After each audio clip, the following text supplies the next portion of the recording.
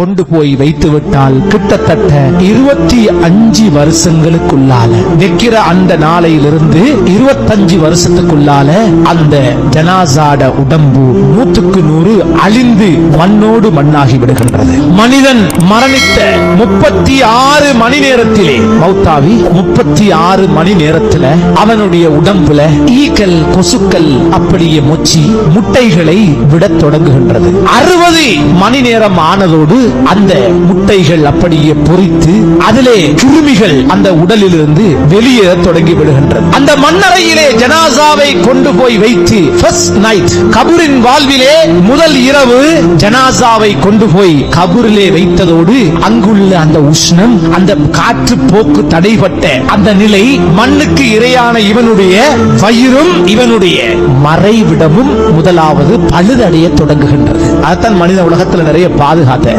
கபர்ல முதல் இரவே வயிறும் மறைவிடமும் பழுதடைய ஆரம்பித்து விடுகின்றது. அது பழுதடைய ஆரம்பிக்கிறதோட முதல் நாளே அந்த ஜனாசாவுடைய உடம்புகள் பச்சை கலர் நிறத்திலே நிறம் அப்படியே ஏற்படுகின்றது. சில மணித்தியாலங்களுக்குள்ளே முழுமையாக இவனுடைய உடம்பு பச்சை நிறமாக மாறிவிடுகின்றது. இது ஒரு நாள்ல வயிறு அழுகி மறைவிடம் அழுகி உடம்பு பச்சை நிறமாக மாறிவிடுகின்றது. இரண்டாவது நாள் கபரிலே இரண்டாவது நாள் இவனுடைய வயிற்றுக்கு உள்ளே இருக்கின்ற இவனுடைய ஈரல் இவனுடைய குடல் அனைத்தும் அங்கே பழுதடைய ஆரம்பிக்கின்றது. மூன்றாவது நாள் இவனுடைய அங்க அவயங்களில் இருந்து துர்வாடை வெளியேற தொடங்கி விடுகின்றது. அதே மூன்றாவது நாள் இந்த ஜனாசாவுடைய நகங்கள் கலண்டு விழத் தொடங்குகின்றது. நாலாவது நாளிலே கண்ணியத்துக்குரியவர்களே உடம்பினுடைய அங்க அவயங்கள் அப்படியே அது இலகுவடைந்து பகுதி பகுதியாக பழுதடைய கலர தொடங்கி விடுகின்றது. ஐந்தாவது நாள் அவனுடைய தலையிலே இருக்கின்ற மூளை அந்த மூளையை வைத்துத்தான் எத்தனை வருடங்கள் உலகத்தை ஆண்டான், உலகத்திலே வாழ்ந்தான், பல சாதனைகளை சாதித்தான். அஞ்சாவது நாள் இவன் தலையில் இருக்கிற மூளை அப்படியே கரைந்து தண்ணீராக மாறிவிடுகின்றது.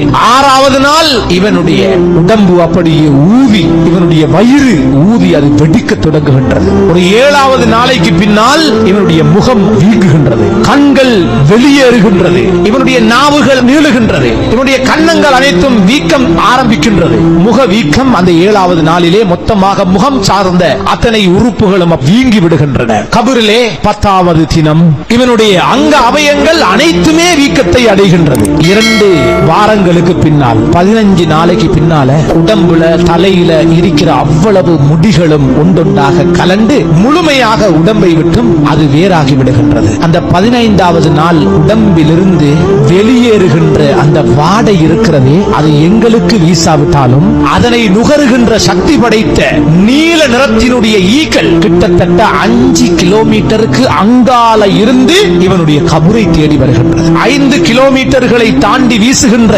துர்வாடை 15வது நாளிலே இவனுடைய மண்ணறையை சுற்றி நிற்கின்றது. அது நீல நிற ஈக்கள். அந்த உடம்பிலே முழுமையாக புழுக்கள் 15 நாளையிலே புழுக்கள் அந்த உடம்பை ஆக்கிரமிக்கின்றன. இப்படி மண்ணறை வாழ்வு 2 மாதங்களை அடைகின்ற போது உடம்பெல்லாம் கரைந்து திரவமாக மாறிவிடுகின்றது. 2 மாதங்கள் 60 நாட்களிலே அடையாளமற்று போய்விடுகின்றார். என்ன ஆட்டம் உலகத்திலே! 60 நாள் 2 மாசம் உடம்பெல்லாம் கரைந்து அப்படி அடையாளமற்று போய்விடுகின்றார். 6 மாதங்கள் ஆன பின்னால் முழு சதைகளும் நிலத்திலே கொட்டி அந்த உடம்பினுடைய எலும்பின் அமைப்புகள் மட்டும் மனித உருவத்தை காட்டிக் கொண்டிருக்குமே தவிர ஒரு சொட்டு ஒரு துண்டு சதை கூட அந்த எலும்புகளில் நிற்காது. அனைத்தும் நிலத்திலே அப்படியே உருகி விடுகின்றது. இப்படியே ஒரு 25 வருடங்கள் செல்லுகின்ற போது முழுமையாக அவனுடைய உடம்பு அழிந்து அவனுடைய முதுகன் தண்டு முதுகிலே இருக்கின்ற ஒரு சிறிய கடுகு மணி போன்ற ஒரு அஜிபு ஜனப் என்று சொல்லக்கூடிய முதுகம் தண்டு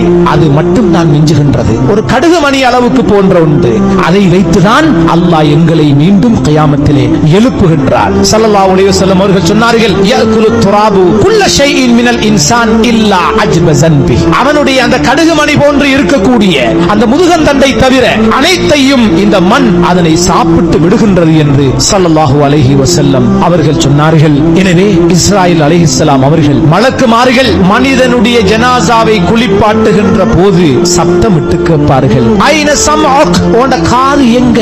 அனைத்தையும் கேட்டுக் கொண்டிருந்தாயே, இப்பொழுது உன்னுடைய காது எதை கேட்கின்றது? ஏன் நீ செவிடாகி விட்டாய்? உனது பார்வை எங்கே? அனைத்தையும் பார்த்து சுற்றித் திருந்தாயே, எங்கே உன்னுடைய பார்வைகள் குருடாகி விட்டன? ஏன் நீ ஊமையாகி விட்டாய்? உனது நாவுகள் ஏன் பேசுவதில்லை? உனது நறுமணங்கள் எங்கே? நீ பூசிய வாசங்கள் எங்கே? ஏன் இப்படி மாறி போயிருக்கிறாய்? உனது சொத்துக்கள் எங்கே?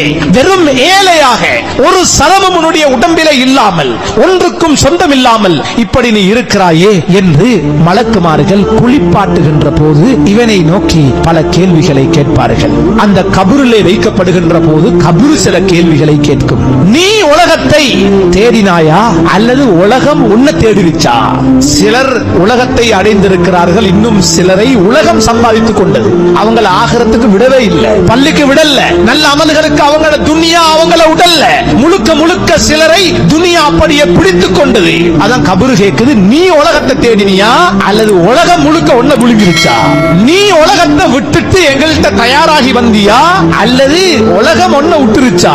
மௌத்துக்கு நீ தயாராகி விட்டு வந்திருக்கிறாயா அல்லது தயாராக முன்னால் மௌத்து உன்னை வந்து அவசரமாக பிடித்துக் கொண்டதா என்ற பல கேள்விகளை அந்த மன்னரை மரணித்து செல்லுகின்ற ஒவ்வொருவரிடமும் கேட்கவிருக்கின்றது. கண்ணியத்துக்குரியவர்களே, நாம் மறந்து வாழுகின்ற ஒரு வாழ்க்கை, அந்நியவர்களை போன்று இந்த உலகத்திலே மௌத்தை, சக்கராத்தை, மஹ்ஷரை, இஸ்ராயில் அலைஹிஸ்ஸலாம் அவர்களுடைய வருகையை, அல்லாஹ்வுடைய கட்டளைகளை, ரசூலுல்லாஹ்வுடைய வாழ்வை, இறைவனுடைய வாக்குகளை, குர்ஆனுடைய உண்மைகளை எல்லாம் நாம் மறந்து வாழுகின்றோம். உலகத்தினுடைய ஈடுபாடு எங்களை அப்படி ஆக்கிவிட்டது. உலகத்தினுடைய ஈடுபாடு. ஒவ்வொரு நாளும் இந்த மரணத்தை நினைப்போம். நாம் செல்லவிருக்கின்ற நிர்பந்தமான அந்த நெருக்கடியான அந்த மன்னரை வாழ்வை நாள்தோறும் பேசுவோம், கதைப்போம். நம்முடைய வாழ்விலே இறைவனுடைய ஈமானியத்தை நாம் அதிகப்படுத்துவோம். அல்லாஹுவை நேசிப்போம், ரசூலுல்லாஹ் அவர்களை நேசிப்போம். அல்லாஹு தஆலா எனக்கும் உங்களுக்கும் அந்த உண்மையான மன்னரை வாழ்வை அடைய முன்னால் அதற்கு தேவையான அமல்களிலே ஈடுபட்டு